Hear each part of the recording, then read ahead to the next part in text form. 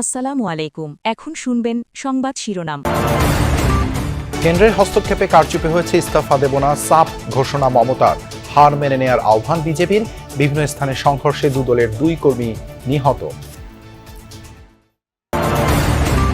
তা চুক্তি বাস্তবায়নে পশ্চিমবঙ্গের নতুন নেতৃত্বের মন জয় ঢাকার কাজ নয়, মন্তব্য পররাষ্ট্রমন্ত্রী। মোদী সরকারের আন্তরিকতা বোঝা যাবে এবার, মত বিশ্লেষকদের।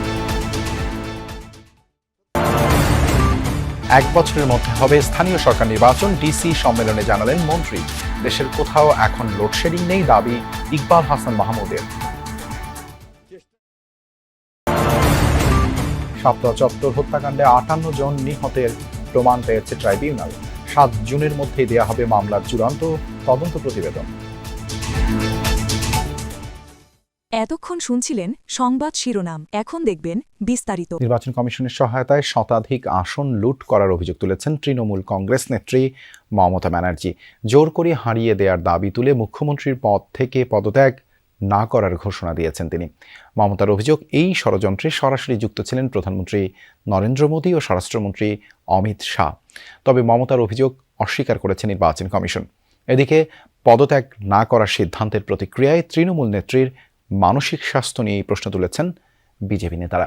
তাদের দাবি, রাজ্য চলবে সংবিধান অনুযায়ী। পশ্চিমবঙ্গের বিধানসভা নির্বাচনে ভরাডুবির পর মঙ্গলবার বিকেলে কালীঘাটের বাড়িতে সংবাদ সম্মেলন ডাকেন মমতা ব্যানার্জি। তৃণমূল নেত্রীর দাবি, নির্বাচন কমিশনের যোগসাজশে শতাধিক আসন লুট করেছে বিজেপি, জোর করে তাকে হারানো হয়েছে।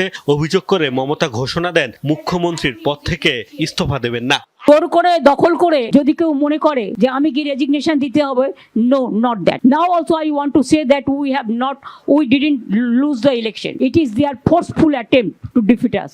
Officially they may, through election commission, can defeat us, but morally I am telling you that we won the election. মমতার দাবি, গত 15 বছরে 1 রুপিও বেতন নেননি তিনি। নিজেকে এখন মুক্ত পাখি দাবি করে জানান থাকবেন রাজপথে।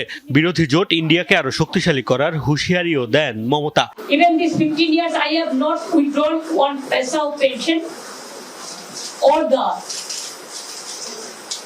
I have not taken one paisa of salary also. Constitution में सब लिखा हुआ है, ज्यादा बोलने का जरूरत नहीं। মমতা পদত্যাগ না করলেও সংবিধান অনুযায়ী চলবে পশ্চিমবঙ্গ, জানিয়েছেন বিজেপি নেতা শুভেন্দু অধিকারী। দলটির অভিযোগ, জনগণের রায় প্রত্যাখ্যান করে এখন ভিকটিম কার্ড খেলছেন তৃণমূল নেত্রী। সংবিধান বিরোধী আখ্যা দেওয়ার পাশাপাশি মমতার মানসিক স্বাস্থ্য নিয়েও প্রশ্ন তুলছেন অনেক বিজেপি নেতা। মিডিয়ায় অভিযোগ করে কোনো লাভ নেই। আপনি নির্বাচন কমিশনের কথা মানেন না, আদালতের কথা মানেন না, তাহলে আপনি কার কথা মানবেন? তিস্তা চুক্তি বাস্তবায়নে পশ্চিমবঙ্গের নতুন রাজ্য সরকারের মন জয় করা বাংলাদেশের কাজ নয়, তবে তিস্তা মহাপরিকল্পনা বাস্তবায়নে আগ্রহী সরকার। পররাষ্ট্রমন্ত্রী বলছেন, যে দেশই প্রকল্পের কাজ করুক, জনগণের জন্য সরকার এই সংকটের সমাধান চায়। পশ্চিমবঙ্গে ক্ষমতার পালা বদলে পুশ ইনের ঘটনা ঘটলে বাংলাদেশ ব্যবস্থা নেবে বলেও জানান তিনি। আলাদা এক ব্রিফিংয়ে প্রতিমন্ত্রী জানান, পররাষ্ট্র নীতিতে কোনো পরিবর্তন আনবে না ঢাকা। বিশ্লেষকদের মত, তিস্তা ইস্যুতে মোদী সরকারের আন্তরিকতা বোঝা যাবে এখন। ইতিহাস গড়ে বাংলার মসনদে বিজেপি, তৃণমূলের দুর্গ ধসিয়ে পশ্চিমবঙ্গের রাজ্য জয় বিজেপি শিবিরের। বিজেপির এই জয়ে কেমন প্রভাব পড়বে বাংলাদেশে? শুভেন্দু অধিকারীর মুসলিম বিদ্বেষী মনোভাব ও পুশিনের ঘটনা ফেলেছে চিন্তার ভাঁজ। সে কারণে সীমান্তে নিরাপত্তা বাড়িয়েছে বাংলাদেশ।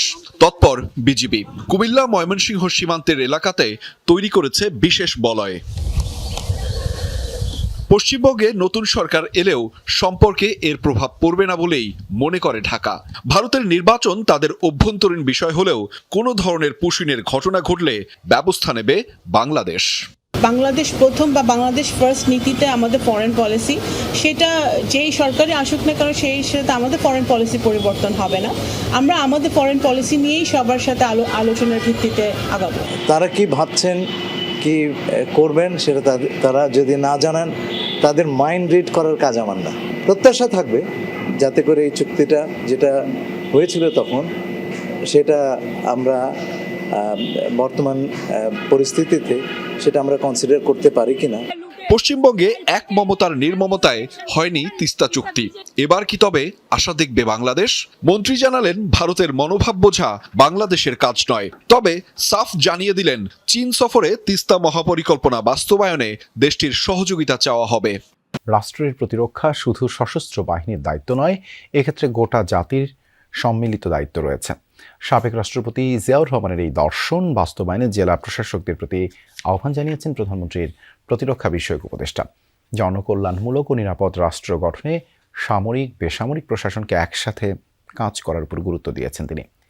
জেলা প্রশাসক সম্মেলনে উপদেষ্টা বলেন, পেশাদার, দক্ষ ও রাজনৈতিক প্রভাবমুক্ত সশস্ত্র বাহিনী গঠনে প্রতিশ্রুতিবদ্ধ সরকার। সম্মেলনে সেনা, নৌ ও বিমান বাহিনী প্রধান সফল নির্বাচন আয়োজন করায় ডিসিদেরকে ধন্যবাদ জানান।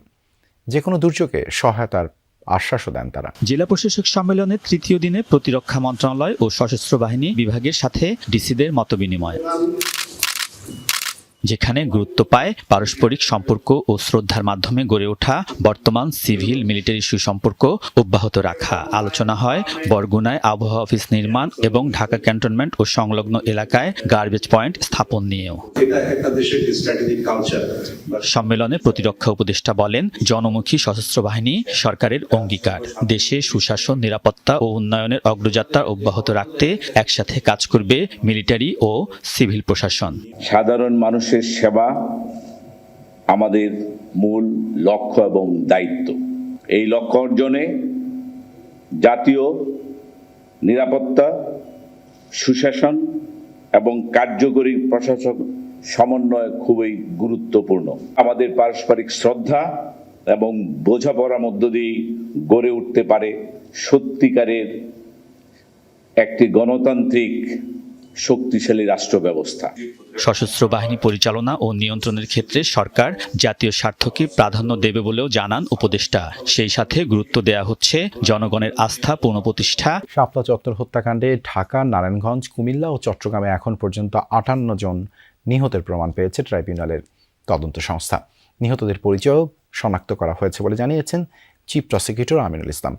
7 জুনের মধ্যেই দেয়া হবে এই মামলার চূড়ান্ত তদন্ত প্রতিবেদন। 13 বছর আগে এই দিনে মতিঝিলের শাপলা চত্বরে হেফাজতে ইসলামের মহাসমাবেশে ঘটে যাওয়া হত্যাকাণ্ডে শুধু ঢাকাতেই 32 জন নিহত হওয়ার প্রমাণ পায় ট্রাইব্যুনালের তদন্ত সংস্থা। সেই সংবাদ যমুনা টেলিভিশনে প্রচার হওয়ার পর আবারও আলোচনা শুরু হয় সামাজিক যোগাযোগ মাধ্যমে। মঙ্গলবার ট্রাইব্যুনালের চিফ প্রসিকিউটর আমিনুল ইসলাম জানান, ঢাকা ছাড়াও নারায়ণগঞ্জে 20, চট্টগ্রামে 5 ও কুমিল্লায় 1 জন নিহত ব্যক্তির পরিচয় শনাক্ত করেছে তদন্ত সংস্থা। সব মিলিয়ে এখন পর্যন্ত 58 জন নিহত হওয়ার প্রমাণ মিলেছে। ঢাকার মধ্যে 32 জনের নিহত হওয়ার ঘটনা ঘটেছে। পরের দিন নারায়ণগঞ্জে আরও প্রায় 20 জনের মতো নিহত হওয়ার ঘটনা ঘটে। সেই 20 জনের পরিচয় আমরা শনাক্ত করা সম্ভব হয়েছে ইতিমধ্যে। এবং একই দিন আপনার